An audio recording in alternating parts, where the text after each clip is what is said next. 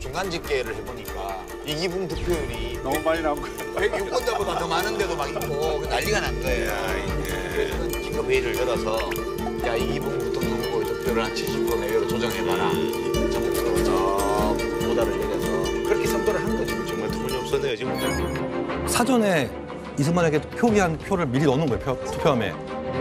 근데 저런 부정선거 지령서가 있었음에도 민주당이 꽤 득표율이 높았다고 저 배웠던 것 같거든요. 득표율은 높았죠. 근데 뭐 결과적으로는 이제 이승만 대통령이 다시 당선이 됩니다. 용납할 수 없다라고 선언을 해버렸잖아, 이승만이.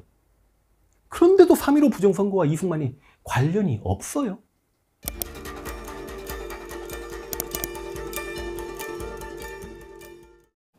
이번 시간에는 3.15 부정선거의 오해와 진실에 대해서 알아보는 시간을 가져보겠습니다. 많은 분들이 우리나라 역사, 선거 관련 역사를 배울 때 이 부정선거에 대해서 3.15 부정선거를 누구나 한 번씩 학교에 다녔던 사람이라면 누구나 배웠던 내용인데요. 이 3.15 부정선거 하면 가장 먼저 떠오르는 게 바로 이승만입니다. 이승만 대통령이 이 선거 당시에 대통령이었고 이걸 주최한 세력이 이승만 세력이었고 그러니까 당연히 자연스럽게 우리나라 역사, 우리가 역사 교육 교과서에서도 이승만에 대해서 배우고 그럴 때 이승만이 부정선거를 저질러서 당선이 됐다. 이승만이 대통령이 되기 위해서 본인이 부정선거를 저질렀다라는 걸 거의 기정사실화해서 배우곤 합니다. 그런데 만약 이 내용이 거짓말이라면 여러분 납득이 갈 것 같으신가요? 아니면 이 귀를 막고서 안 들으실 것 같나요? 오늘 그 귀 한번 열어보시고 제대로 된 역사 한번 우리 배워봅시다. 3.15 부정선거는 부통령 선거라는 거예요. 대선이 아닙니다.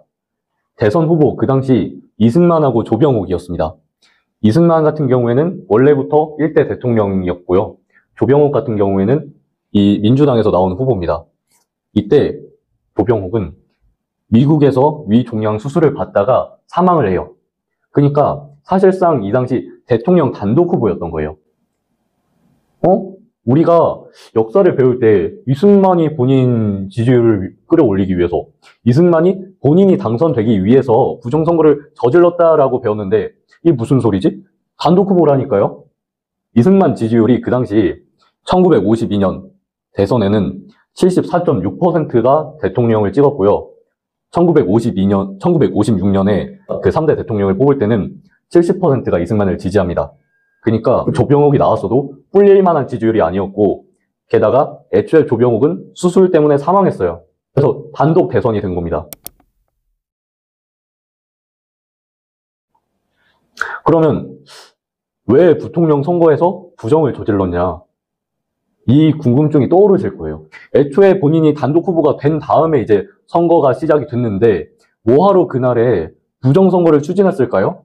왜 뭐하러 부통령 선거에서 부정선거를 저질렀을까요? 하면은 배경에는 이게 있다라는 거예요.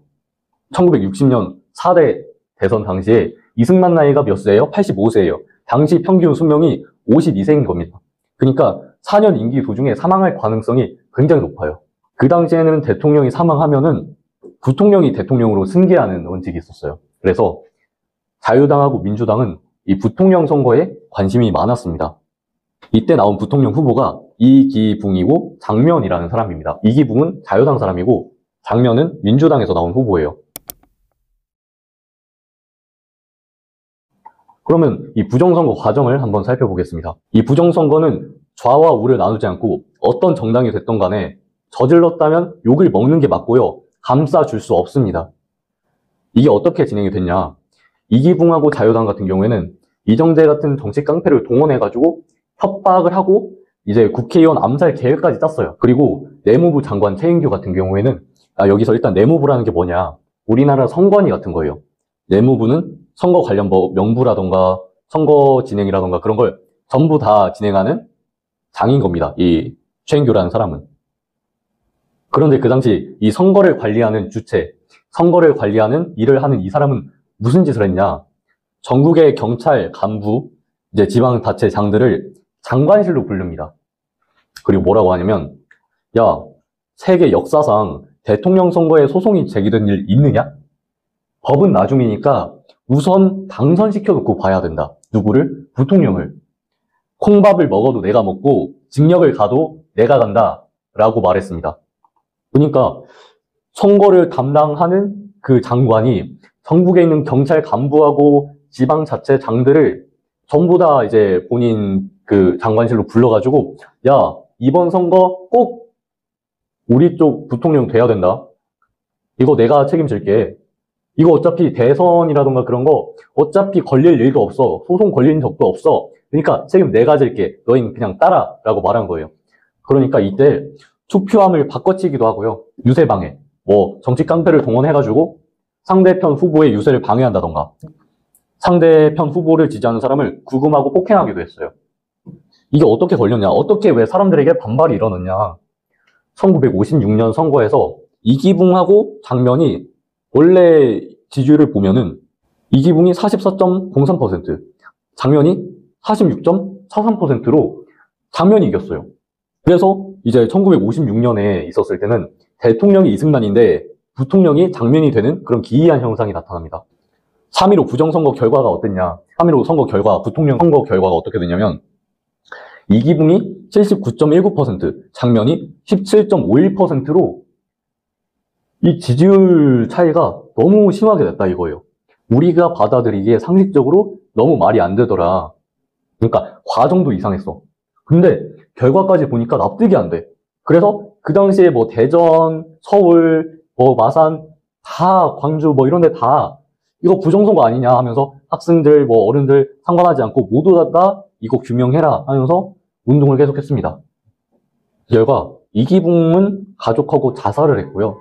최인규는 부정선거 혐의로 사형을 받아요. 좋아. 부정선거 있었대. 부정선거 저질렀지.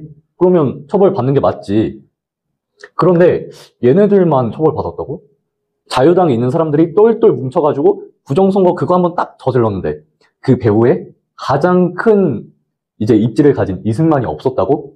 분명히 있었을 거다라고 생각하실 분들이 많을 것 같아요. 저 또한 이걸 공부하기 전에는 그렇게 생각했습니다.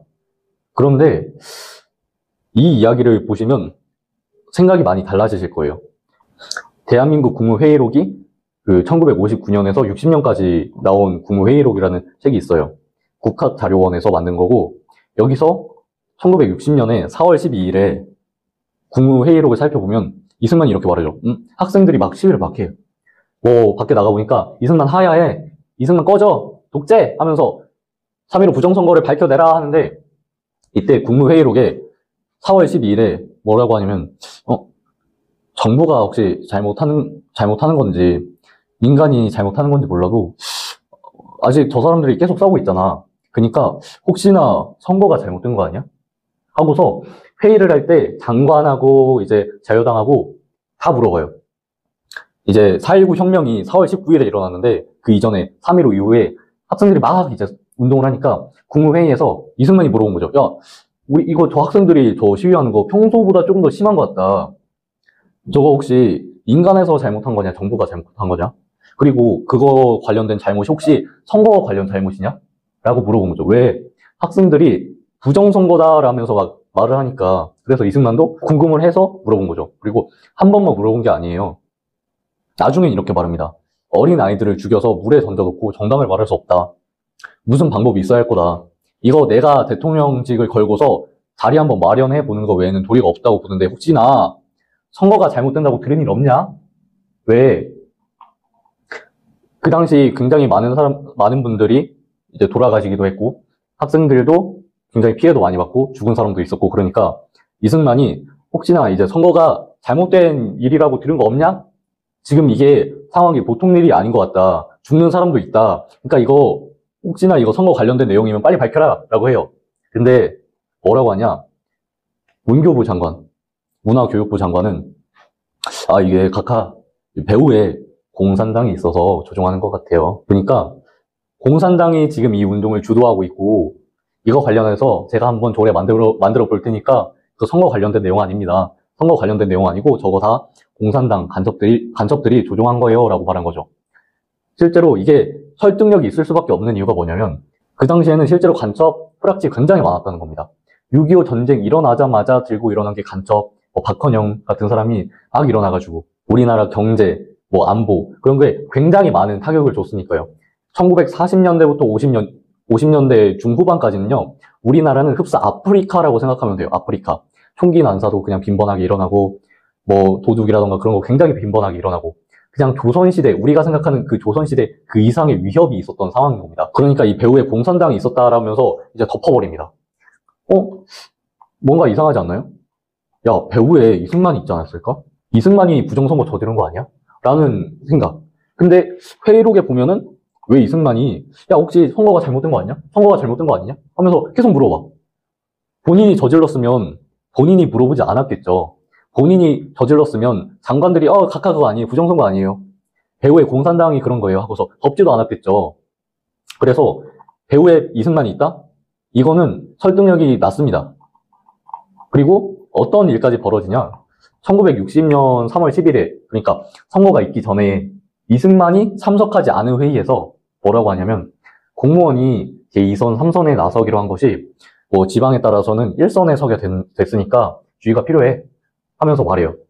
그러니까 이제 장관들이나 이런 사람들은 전부 다 이제 이승만 없을 때 이거 그 공무원이나 그런 사람이 우리가 배정한 그 정치 깡패나 경찰들이 감독하는 거 이상의 권한을 가진 곳이 있으니까 주의해라 라면서 이승만이 참석하지 않은 회의에서는 선거에 관해서 이렇게 얘기를 나눴으면서 나중에 이제 3월 15일이 선거 이후에 이제 학생들이 그 운동을 하니까 4월 12일에 이승만이 혹시 선거가 잘못됐습니까? 했는데 저희 선거 안 건드렸고 저 공산당 애들이 조종한 거예요 라면서 발뺌을 한 겁니다.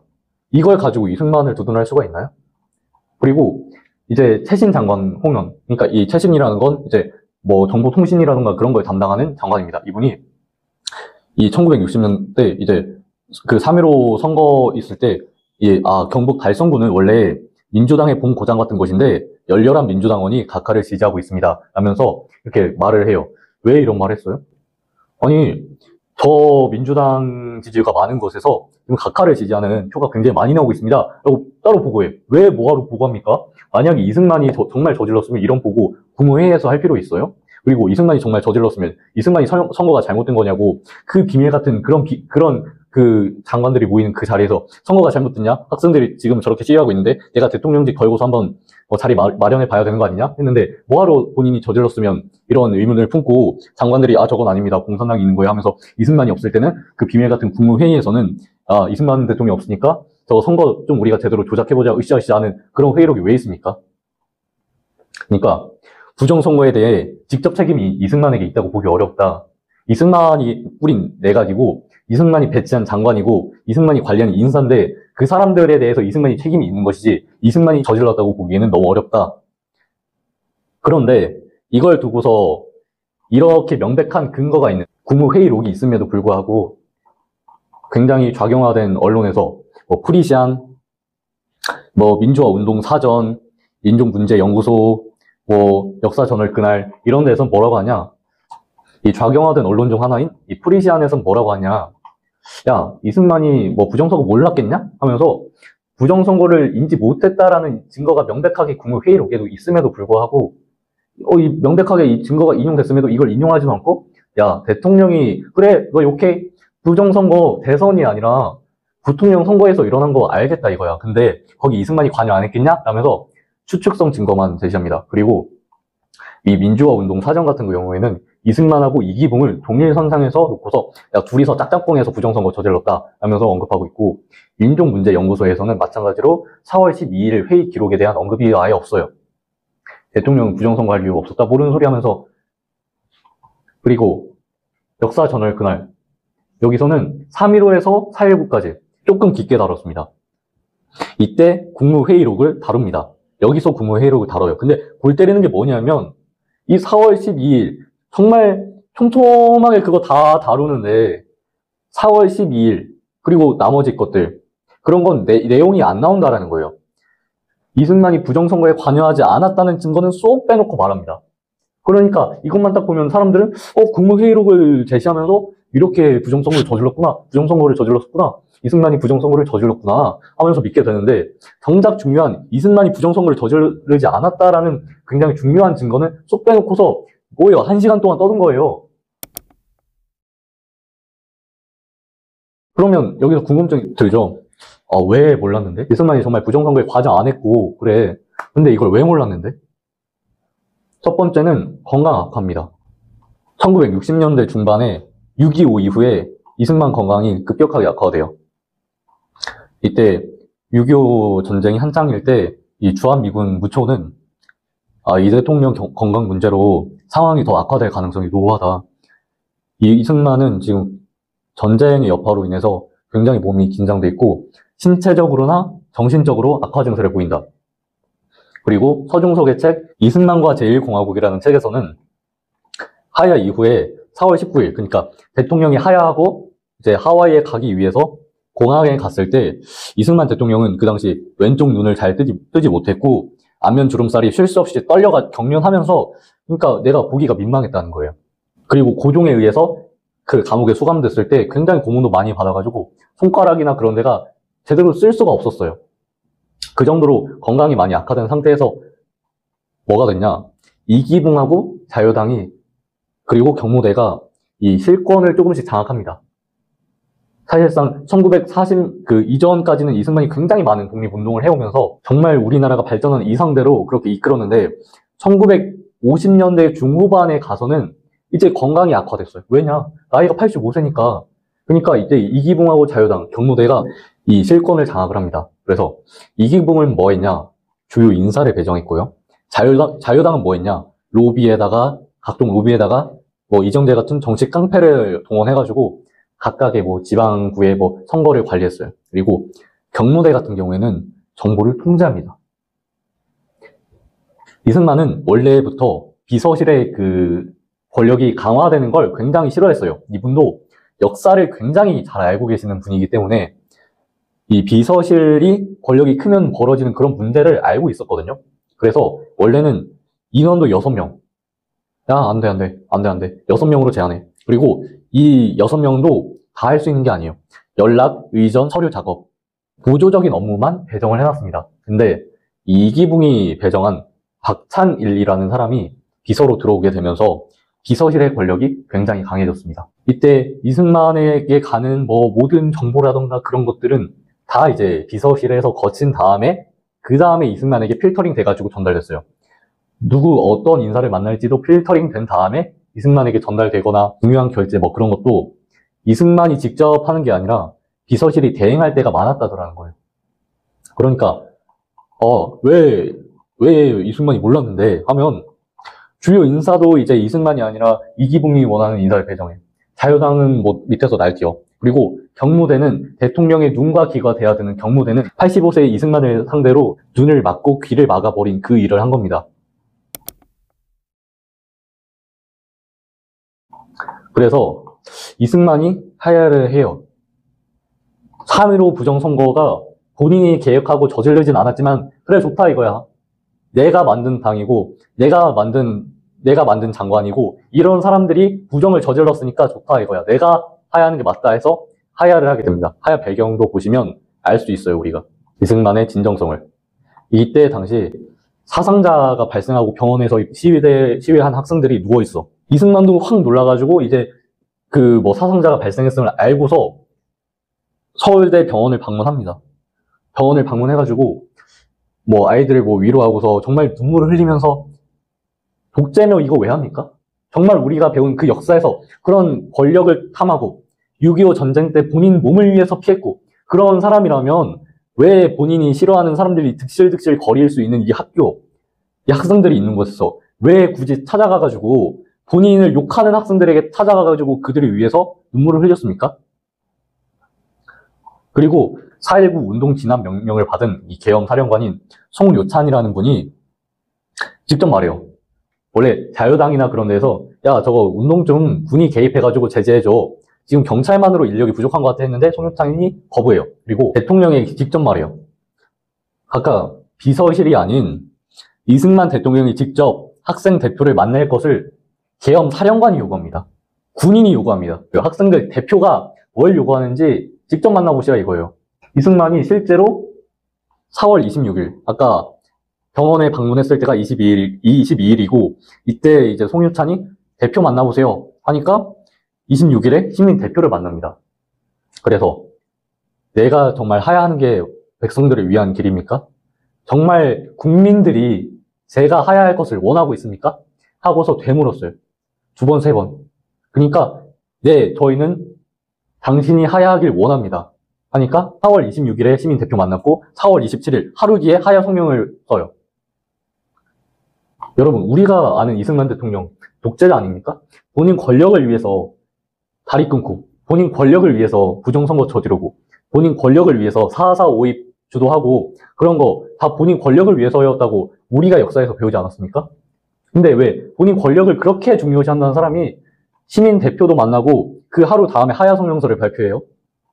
그리고 왜 본인 권력을 위한다는 사람이 본인 싫어하는 사람들 빠글빠글한 그곳에 가가지고 왜 눈물 흘리면서 학생들 위로했냐 이거예요. 학생들이 부정선거했으니까 당신 꺼져라! 라고 하니까 이승만 대통령이 뭘 했어요? 그래 너희들 불의를 보고도 일어나지 않은 백성은 죽은 백성이지 젊은이들이 당하다 라면서 말했다는 거예요. 내가 정말 한성 감옥에서 고종에 의해서 한성 감옥에 수감되었을 때 정말 이 나라의 백성들이 못 살고도 정말 글을 못 배우고 권리라는 걸 모르고 미국에 있는 뭐 자유권, 평등권 이런 것도 모르고 맨날 농사만 지으면서 수탈이나 당하면서 그거에 대해서 항거하지도 않는 그런 백성. 그런 백성은 죽은 백성 아닙니까? 내가 한번 그 죽은 백성 계몽 한번 시켜보고 싶다 해서 독립운동을 하게 됐고, 우리나라 건국 역사에서 귀족 정치인, 이제 우리나라 역사에서 귀족 정치가 아니라 대통령제 해가지고 경제, 정치 이런 것부터 하나하나 끌어올려서 백성들이 좀 본인의 소중함을 알면 좋겠다, 본인의 가치를 알면 좋겠다라고 해서 불의를 지키는, 불의를 보고도 항거해라, 나쁜 거 탄압해라, 너희에겐 그럴 권리가 있다, 그런 걸 인지하고 살아라 하면서 그런 마음가짐을 임하고 살았던 그 대통령이 실제로 본인이 이제 하야할 당시되니까 좋다 이거야, 좋다 너희들 부정선거 저지른 거 욕한 거 정말 잘했다, 이걸 보고도 항거하지 않으면 죽은 백성이지 내가 정말 이 나라 위해서 일한 게 정말 잘했구나, 국민이 원한다면 하야하겠다 하면서 방송으로 말합니다. 이승만이 비자금이 있었나요? 스위스에 비자금이 있었다, 독립운동 돈을 횡령해가지고 본인 사치를 위해서 사용했다? 거짓말이고요. 조폭이었다, 갱단이었다, 그것도 설인 걸로 확인이 됐죠. 유흥을 즐겼다? 아닙니다. 이승만은 하야한 다음에 하와이에 갔는데 다시 한국에 가고 싶다, 그 마음이 너무 강해서 비행기표 그거 하나 사려고 식비도 아끼고요, 밥 많이 사지 마, 장 많이 보지 마, 프란체스카 여사에게 장 많이 보지 마, 이발비 아껴야지, 이거 한 푼 두 푼 아껴서 비행기표 사서 나 다시 한국 가는 게 소원이다, 그거 소원 하나 가지고 돈을 모았고요. 전직 대통령이 비자금이 있으면 이런 걸 왜 합니까? 그리고 나서 우리나라에서 공식적으로 뭐라고 해요? 각하께서는 우리나라에 올 수 없습니다라고 선을 딱 그어버리니까 충격을 먹어서 풍이 왔고요. 마지막에는 이제 서쪽을 바라보면서 내 나라 한번 가보고 싶다, 저곳이 한인들이 있는 곳이다, 내 나라 하면서 눈을 감으셨습니다. 여러분, 이게 우리가 배웠던 독재자의 진면모입니까? 우리가 배웠던 이승만의 그 독재의 이미지와 부합합니까? 우리가 학교에서 배웠던 이승만은 이렇지 않지 않았습니까? 이게 우리가 말하는 독재의 모습입니까? 이게 우리가 말하는 독재의 진면모입니까? 이게 우리가 말하는 유흥의 대가이고, 이게 우리가 말하는 부정부패 비리의 대가의 모습입니까?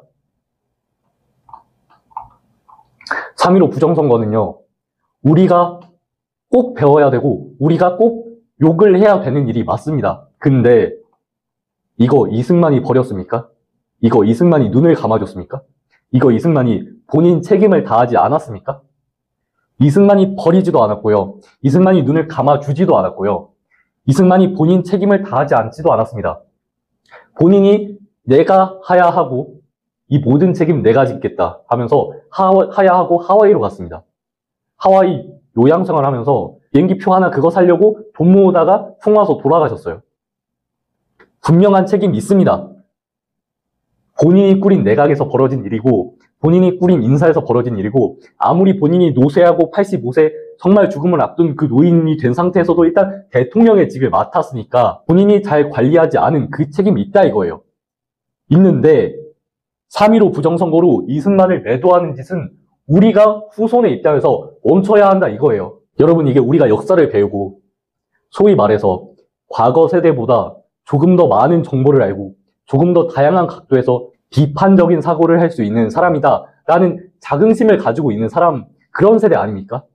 그런 세대라면 이런 단편적인 역사 교육, 정말 특정 정당, 특정 언론에 의해서 오염되고 폄훼된 우리나라의 역사 교육 하나하나 바로 잡아 나가보고 그런 거짓된 언론에 동조를 하는 게 아니라 그런 언론, 가족, 친구들의 압력이 세도 그들의 시선이 있어도 올바른 소리를 내라고 우리가 교육받는 거 아닙니까?